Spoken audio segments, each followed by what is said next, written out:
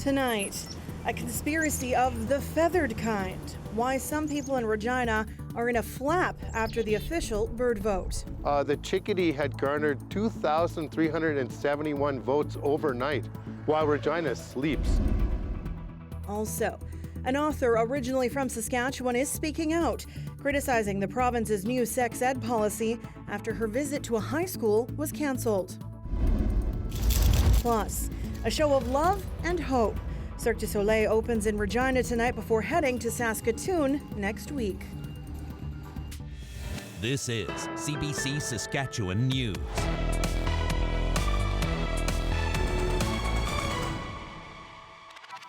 It is Thursday, December 14th, and the CBC Saskatchewan News starts right now. Good evening and thank you for watching. The driver of the semi that caused the Humboldt Broncos bus crash more than 5 years ago is one step closer to deportation. Of the 29 people that on board the team bus in April of 2018, 16 died and 13 were seriously injured. Jascarat Singh Sidhu was sentenced to 8 years and is facing deportation. A federal judge in Calgary dismissed Sidhu's applications against his deportation. Sam Sampson has more. Jascarat Singh Sidhu's case will not receive another review, and he will face a federal deportation hearing. A federal judge in Calgary made the decision that was released on Thursday. So this is how we got here. The Canadian Border Services Agency and another official recommended Sidhu face a deportation hearing. But Sidhu and his lawyer argued that decision was made without factoring in Sidhu's remorse and his clean record before the crash in April 2018.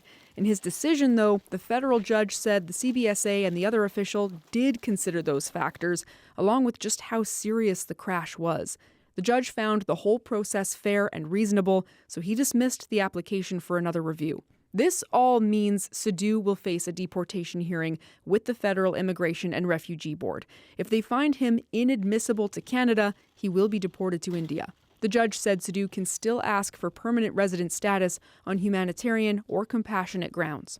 You can't be a permanent resident and a guest to the country and not follow the laws. You can't not stop at a stop sign, the most simplest of all laws, and cause 16 people to die. But the story behind why he failed to stop is the story that Canada does not know. The families of those who lost loved ones in this crash and those whose lives were changed forever are torn on this latest development. Yeah, it's my opinion that, he's in a prison in his mind for the rest of his life. So to our family, it doesn't matter where he is, whether he's here or over in India. I think he's going to suffer with his actions and the consequences of those for the rest of his life. Our family forgave Mr. Sidhu a while ago now, and it wasn't so much to set Mr. Sidhu free, but it was to set our family free. We have no ill feelings towards man. We just don't want to see him ever again. We don't want to see him. We don't want to run into him. We don't want to have an actual incidental passing with the gentleman. We want him gone, and gone means, in this case, deported. That's it. I don't think that's an unreasonable request. Part of Sidhu's main argument to fight for a review of his case included the remorse that he expressed. The judge did note that he pleaded guilty to all 29 charges to spare the families a trial. He also did not appeal his 8-year sentence. And Sidhu has expressed remorse several times since the crash in 2018. We will now wait to see when that federal deportation hearing will be. Sam Sampson, CBC News, Edmonton. A public inquest into the mass stabbing that left 11 people dead in James Smith Cree Nation and Weldon is set to begin next month. The coroner's service announced today that an inquest will run from January 15th to 26th in Milford. A separate inquest for the suspect Miles Sanderson will begin February 26th in Saskatoon. The stabbing rampage happened over the long weekend in September of 2022 and was followed by a days-long search for Sanderson. He was arrested about a week later and died in police custody shortly afterward. An author originally from Saskatchewan is criticizing the province's new sex ed policy. She's speaking out after her visit to a Humboldt high school was cancelled. As Bonnie Allen reports, some say the policy has created confusion and a culture of fear. I'm still stunned. I I was speechless. Ruby Remenda Swanson has done dozens of presentations since writing a memoir about her relationship with her gay son. So the Edmonton author couldn't believe it when her old high school in Humboldt, Saskatchewan denied her request to speak at the school, a presentation that had been in the works for months. I had these great emails going back and forth. They were keen, they were enthusiastic, and I got an email at the end of September saying, I just need to run this past the administration and get their approval.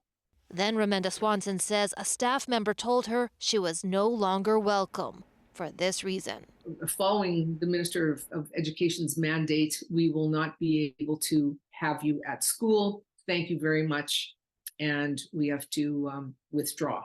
That government mandate, given in August, says only teachers can present sexual health education in schools, and it bars third-party sex ed organizations. It's completely inappropriate to be in a classroom. It came about after Planned Parenthood left some graphic materials in a school. Well, I don't know where my book fits in that, because it's not about sexual education.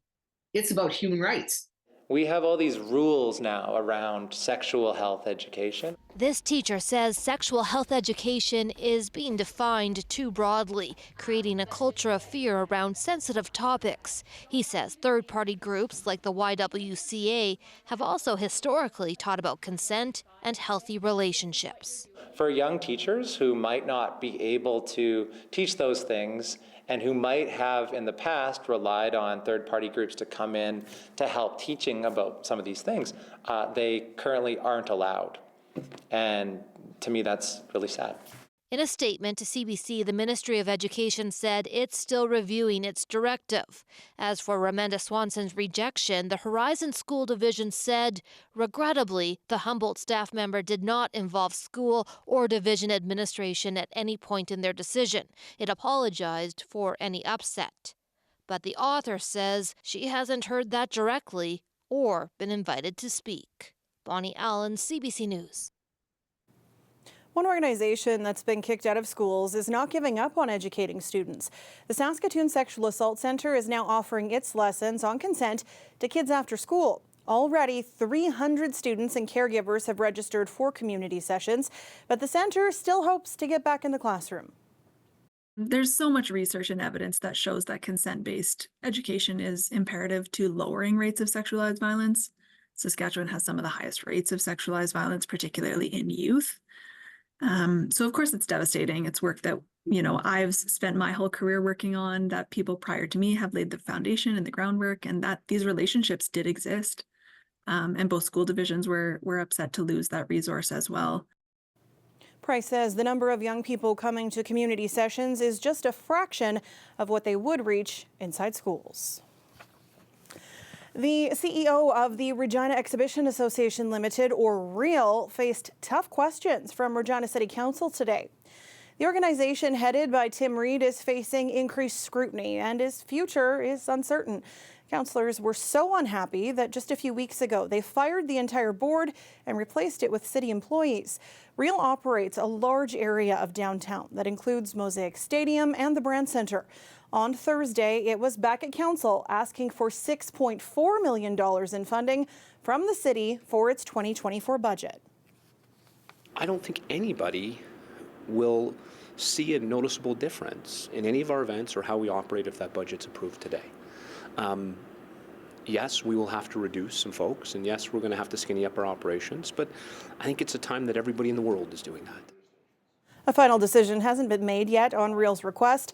All day Thursday, council debated the city's 2024 budget as a whole, and that's set to continue through the night and possibly into Friday. The opposition says the government is delaying an investigation into provincial money paid to Regina's Sunrise Motel. Last month, the province came under fire for rates paid for a social services client to stay at the motel. The business is owned by Sask Party MLA Gary Greywall. The NDP says the province is playing fast and loose with public resources, claiming the payment is too high. The provincial auditor is expected to investigate with a report by next December. The NDP asked for that to be expedited, so it would be done before the next provincial election. But today, Sask Party MLAs voted against a special investigation. Public Accounts Committee member Alina Young says the public deserves transparency. We have a tired and out-of-touch government that has forgotten that their day job is to govern this province with transparency and with accountability, and that they should be thoughtful and considerate with the use of public dollars. And again, we've seen a steady drip, drip, drip of stories out of this government where they're being anything but. Whether it's the Sunrise Motel, whether it's Ames, whether it's Lincoln, whether it's $1.5 million for a trip to Dubai. The province says the NDP's motion for an expedited investigation is redundant. It also says it would require additional taxpayer dollars and resources. Some Saskatoon singers took part in a special musical performance today, hoping to raise money for the city's food bank. Oh, jingle bells, jingle all the way. Oh, what fun it is to ride in a one-horse open sleigh. These are the Terrace Troubadours. The 80 and 90-year-olds are singers and musicians who live in the Luther Riverside Terrace. The place was packed today as they performed for a good cause. It's the 6th year a group of musicians at the retirement home has performed for the cause. Last year they raised more than $2,000. Organizers say it's very special because music does so much for everyone's heart and spirit, and it's raising money at the same time. A beautiful sunny day in Regina, and once again, really mild as well. Not a lot of snow in the Queen City to speak of, albeit a little frosty this morning. So is this a sign of continued things to come? Ethan will be back with his full forecast after the break. Stay with us.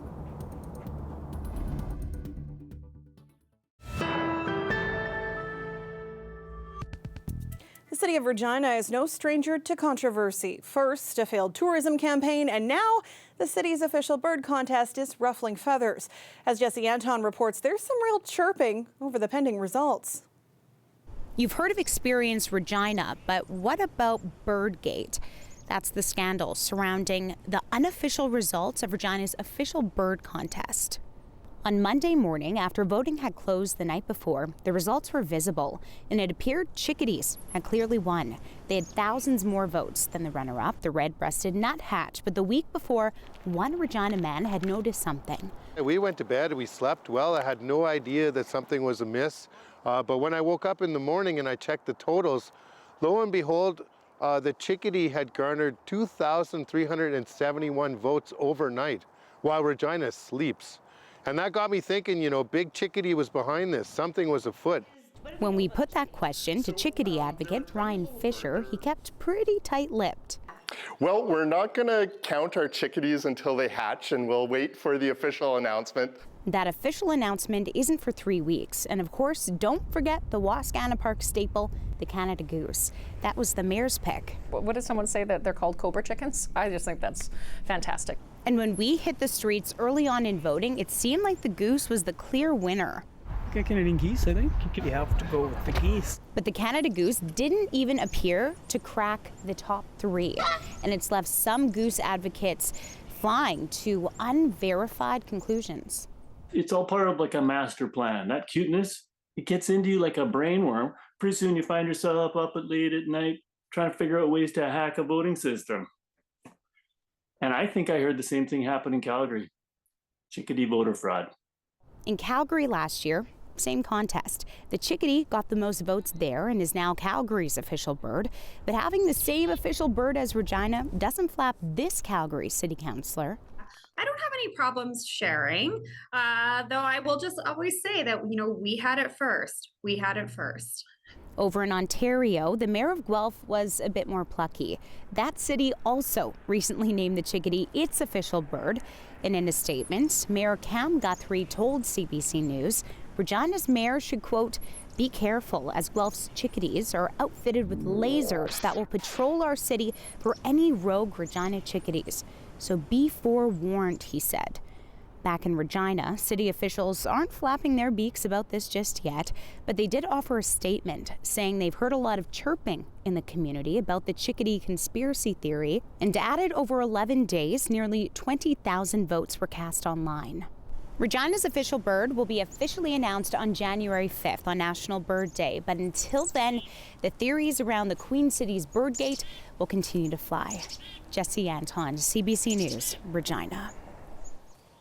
The weather update is brought to you by Capital Ford Lincoln. 2023 model clear-out is on now.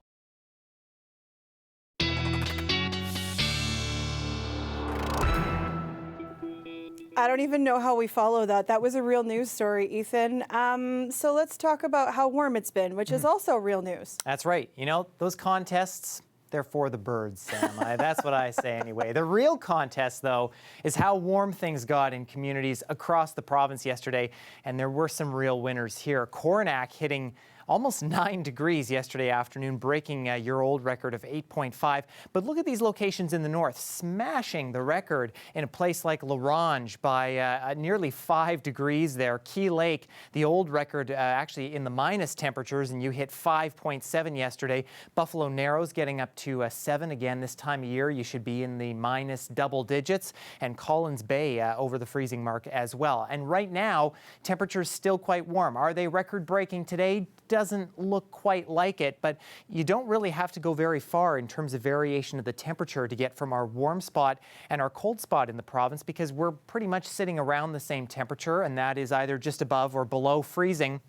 And that is much the case throughout south and central Saskatchewan. 0, a pretty popular number on this board right now. And I think this warm trend going to continue. A few days ago, we had the ridge in the jet stream here. That has broken down a bit. You see the jet stream just kind of running straight west to east right now.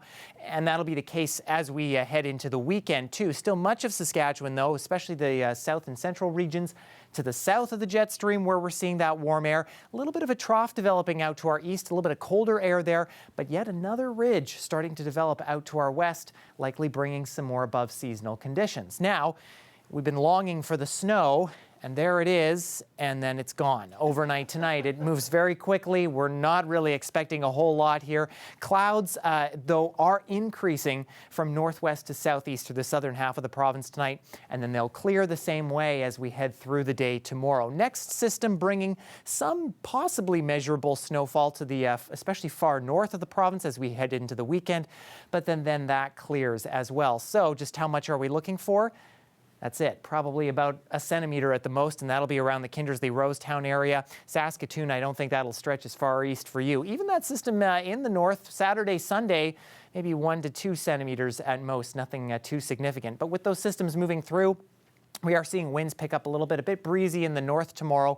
This is likely the cold front associated with that low pressure center bringing the snow, and that'll pick up gusts quite a bit for us as we head through Saturday, and especially in the far north as we head into Sunday. And that'll probably drop temperatures in the north as well.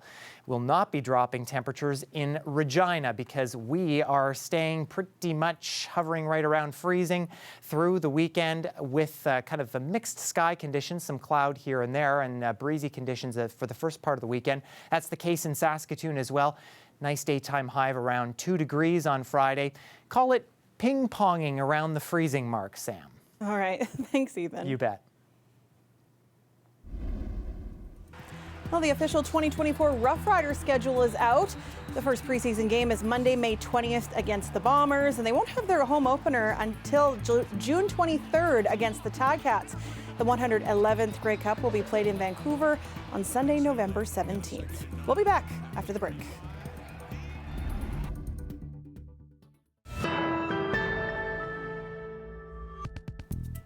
With the days getting colder, eventually, the prospect of being homeless is more troubling than ever. In Halifax alone, hundreds of people have been sleeping in tents, and that's prompted some people to try to help in a creative way. Kayla Hounsell explains. For the first time in his life, Michael Baker is living in a tent. It's small, but at least it's home for now. And he just got an upgrade. This tent is meant to be used for ice fishing. His other one, meant for camping, was leveled in a windstorm. He's been living outside Halifax City Hall for more than a month. I was trying to get into a new place, but they keep asking for more money. Nova Scotia's rent inflation rate is the highest in Canada. Halifax's vacancy rate among the lowest. Temperature change, night and day. Stephen Wilsack was shooting a Christmas movie down the street when he saw this. He couldn't look away.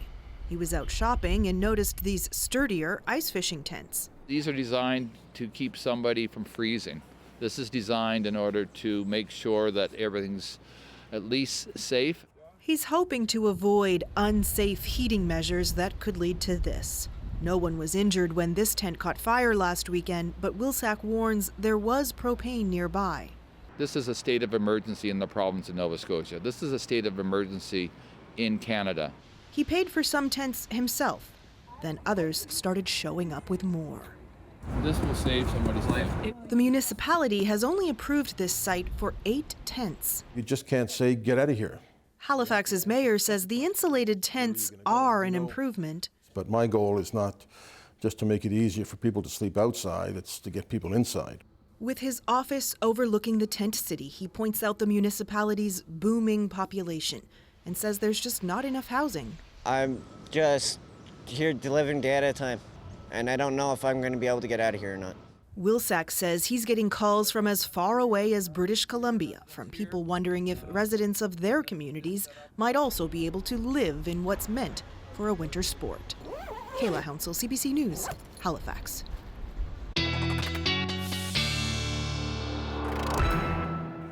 And Ethan's back with one last look at your weather. And temperatures not dropping too much in Regina and southern Saskatchewan at midnight -2.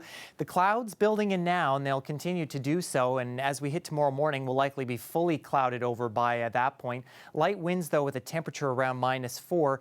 Still cloudy by the noon hour, but I think maybe we'll get some breaks of sun 3, 4 o'clock in the afternoon, possibly, as our temperature just gets above freezing. Saskatoon, that system moving through west central Saskatchewan, likely not quite reaching you, but there is a chance of some flurries falling tonight. That's over by 8 a.m. And then, of course, you'll see that clearing first before southeastern Saskatchewan, looking at a mix of sun and cloud. A temperature of around -1. Winds fairly light there, and Saskatoon could get again above the freezing mark tomorrow, Sam. All right, thanks, Ethan. You bet. And before we leave you tonight, a new Cirque du Soleil production opens in the Queen City tonight. It's called Corteo, and it originally debuted back in 2005. 53 artists, including musicians and acrobats, come together for the magical production that will move on to Saskatoon next week. Corteo is a very special show. I think it touches everybody. It touches kids, it touches adults with their inner kids. It's talks about death and life. It talks about, so I think it can reach everyone. Corteo is the story of Mauro. We call him the dreamer clown. We follow him through his life. It's a celebration of his life. We get to meet all the people that influenced him in his life, and of course he was part of the circus, so there are acrobats, there are clowns, and then guiding him are angels. He has many angels that guide him through his life. We have a lot of freedom on how we're going to play that role, so sometimes you can still change your interaction with people. You can change the way you do things and have a lot of improvisation freedoms in the show, the way it was written. So I think that makes it still possible to believe it's the first show that you're doing every time. It's a lovely story, a human story, and everybody on stage is in a way telling their own story, so you get to meet them, and so it's very, I call it the show of love and hope. And I'm going to stand and hold on to my heart for the next bit. Thanks. That's it for us tonight. For news anytime, head to our website, subscribe to our YouTube channel, or download the CBC News app. Thanks for watching. Have a great night.